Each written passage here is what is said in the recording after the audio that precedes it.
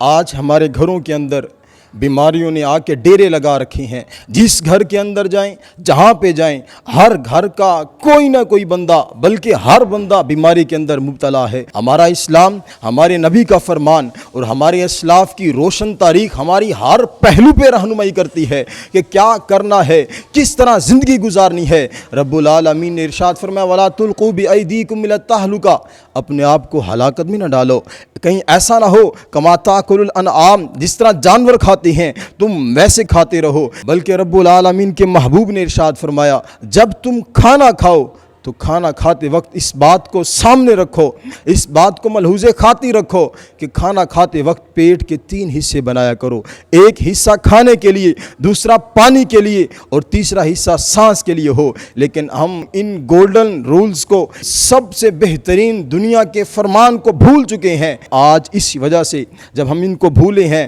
تو تباہی و بربادی ہمارا مقدر بن چکی ہے۔ ہمارے گھروں کے اندر بیماریوں نے آ کے ڈیرے لگا رکھے ہیں، ہر گھر کے اندر بیماریاں آ کے سما گئی ہیں۔ اور حضرات محترم، ہماری تاریخ کا روشن باب، ہمارے اسلاف میں سے ایک ایسے بزرگ کا ایک ایسا نسخہ جو بہت بڑا طبیب تھا، بہت بڑا معالج تھا، حجاج بن یوسف کے دور کا تھا، شعیب بن زید اس کا نام تھا۔ حجاج بن یوسف نے اس حکیم سے کہا، اس طبیب سے کہا مجھے ایک ایسا نسخہ لکھ دو جس کے بعد بندہ بیمار نہ ہو، ایسا نسخہ لکھ دو جو اچھی صحت کا ضامن ہو۔ اس طبیب نے حجاج بن یوسف کو لکھ کے دیا اور یہ نسخہ اس کی پوری طبی زندگی کا نچوڑ تھا۔ وہ طبیب کہتا ہے گوشت جب بھی کھانا ہے جوان جانور کا کھانا ہے، اگرچہ تمہیں 10 دن کی بھوک برداشت ہی کیوں نہ کرنی پڑے، کبھی بوڑھے جانور کا گوشت نہ کھانا۔ اور حضرات محترم، یہ اصول بیان کرتے ہوئے پھر فرمایا جب دوپہر کا کھانا کھاؤ تو کھانا کھانے کے بعد تھوڑی دیر کے لیے ہمیشہ آرام کرو۔ جب رات کا کھانا کھاتے ہو، رات کو کھانا کھانے کے بعد تم ضرور پیدل چلا کرو، اگرچہ تمہیں کانٹوں کے اوپر ہی کیوں نہ چلنا پڑے۔ اور حضرات ذی وقار، وہ طبیب کہتا ہے کہ جب تک پیٹ کی پہلی غذا ہضم نہ ہو اپنے حلق سے لقمہ نہ اتارنا، اگرچہ تمہیں 3 دن تک ایسا ہی رہنا پڑے۔ وہ طبیب کہتے کہتے آگے جا کے کہتا ہے کہ جب تک رات کو تم واش روم سے نہ ہو کے آؤ، جب تک تم قضائے حاجت نہ کر لو، تب تک سونے کے لیے بستر پہ نہ جاؤ،